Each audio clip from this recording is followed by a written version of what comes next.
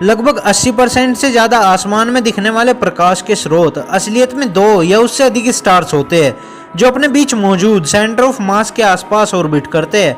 इनमें से आधे से ज्यादा तो बाइनरी स्टार सिस्टम्स ही होते हैं जहां 2 स्टार्स यानी तारे अपने बैरी सेंटर के आसपास ऑर्बिट में ट्रेवल करते हैं, और इसका एक उदाहरण हमें केपलर 34 सिस्टम से मिलता है। आमतौर पर प्लेनेटरी सिस्टम्स में एक स्टार के आसपास ही हमें प्लैनेट्स ऑर्बिट करते हुए मिलते हैं, लेकिन सर्कम बाइनरी प्लैनेट सिस्टम में एक या उससे ज्यादा ग्रह यानी प्लैनेट्स आपको 2 स्टार्स के आसपास ऑर्बिट करते हुए मिल सकते हैं। यानी एक की जगह सिस्टम में अब 2 स्टार्स के आसपास प्लैनेट ऑर्बिट कर रहे होंगे। वैज्ञानिकों ने केपलर टेलीस्कोप द्वारा पता किया कि केपलर 34 सिस्टम जहां केपलर 34b प्लैनेट है वहां 2 स्टार्स है जिनका मास लगभग हमारे सन के बराबर ही है, और केपलर 34b प्लैनेट उनके अराउंड ऑर्बिट करता है।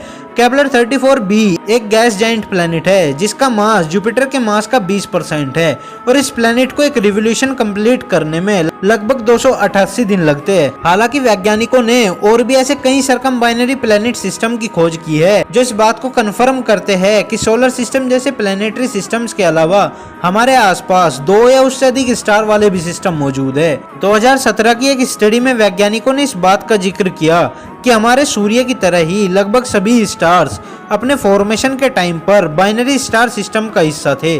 वैज्ञानिकों ने उस दौरान नेमेसिस स्टार थ्योरी दी। नेमेसिस स्टार थ्योरी का फैक्ट ये है कि लगभग 4.5 अरब साल पहले सूर्य के साथ ही नेमेसिस नाम का एक ब्राउन डॉर्फ स्टार फॉर्म हुआ था जो शुरुआत के समय में ही सूर्य के दूर होने के कारण मिल्की वे गैलेक्सी में कहीं लुप्त हो गया।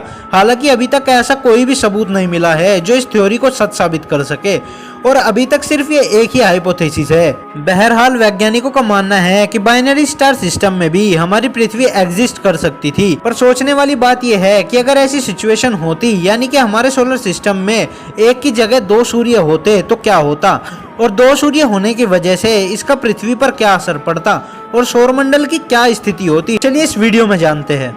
सौरमंडल की मौजूदा स्थिति यानी करंट पोजीशन को लेकर चले तो ऐसे में 2 सूर्य का कहीं भी होना भारी मात्रा में इंस्टेबिलिटी यानी अस्थिरता को पैदा कर सकता है, जहां सभी प्लैनेट्स के ऑर्बिट आपस में मिल सकते हैं और टकराव की संभावना भी बढ़ सकती है।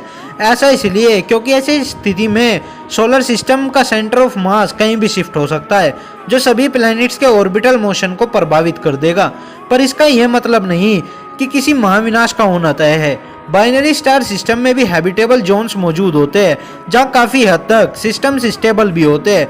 पृथ्वी के लिए कुछ विशेष स्थितियों में ही जीवित रहना संभव हो पाएगा। दूसरे सूर्य का आकार हमारे पहले सूर्य से अधिक होगा तो गुरुत्वाकर्षण यानी कि ग्रेविटेशनल फोर्स के कारण हमारी पृथ्वी का धीरे धीरे उस सूर्य के पास जाना निश्चित हो जाएगा, जो बिल्कुल भी इंसानों के लिए अच्छी खबर नहीं होगी। लेकिन सौरमंडल में 2 सूर्य होने की वजह से 2 संभावनाएं हो सकती है।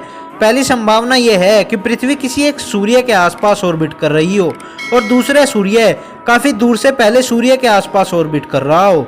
इस तरह की स्थिति होना पृथ्वी पर मौजूद जीवन के लिए बेहद खतरनाक साबित होगा, क्योंकि एक समय पर हमारी पृथ्वी दोनों सूर्यों के बीच मौजूद होगी, और इसका परिणाम ये होगा कि रात के मुकाबले हमें दिन ज्यादा देखने को मिलेंगे, और अल्ट्रावायलेट रेडिएशन के साथ साथ पृथ्वी का तापमान भी काफी बढ़ जाएगा, जो हम इंसानों को भारी मुसीबत में भी डाल सकता है। हमारी पृथ्वी का ऑर्बिटल मोशन तो बिगड़ेगा ही, साथ ही उस स्थिति में मौसम भी पूरी तरह से बदल जाएगा। कुल मिलाकर देखें तो इस अवस्था में पृथ्वी पर जीवन लगभग असंभव ही साबित होगा।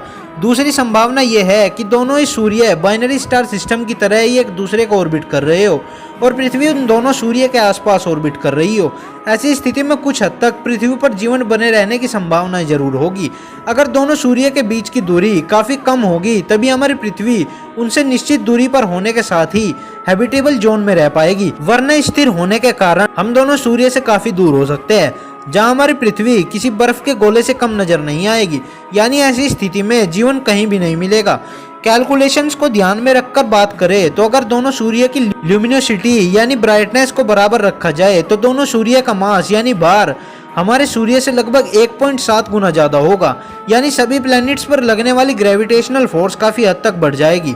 वैज्ञानिकों का मानना है कि अगर पृथ्वी की दूरी उन दोनों सूर्यों के बीच की दूरी का 4 गुना होगी तो ऐसे में हमारी पृथ्वी महज कुछ बदलावों के साथ स्टेबल ऑर्बिट में ट्रेवल कर पाएगी। अगर सभी प्लैनेट्स को इन दोनों सूर्य के आसपास स्टेबल रहना होगा तो सूर्यों के बीच की दूरी 15 मिलियन किलोमीटर से कम होनी चाहिए और ग्रेविटेशनल इंक्रीज होने की वजह से पृथ्वी को एक कंप्लीट रिवोल्यूशन के लिए लगभग 280 दिन लगेंगे, यानी कि एक साल 365 दिनों की जगह 280 दिनों में ही पूरा हो चुका होगा। अगर दोनों सूर्य के बीच की दूरी को और कम कर दिया जाए तो दोनों को एक दूसरे के आसपास ऑर्बिट कंप्लीट करने में करीब 10 दिन का समय लग सकता है, यानी हर 5 दिन के बाद एक सूर्य दूसरे सूर्य के ठीक सामने होगा और पृथ्वी से देखने पर यह किसी सोलर इक्लिप्स यानी सूर्य ग्रहण जैसा ही दिखाई देगा जो लगभग 6 घंटे तक मौजूद रह सकता है और ये सब कुछ देखने में काफी अजीब सा लगेगा। हालांकि ऐसी स्थिति में जीवन कुछ हद तक तो जरूर रहेगा, पर इन कंडीशंस में हमारे planet per day night cycles बिल्कुल बदल जाएगी,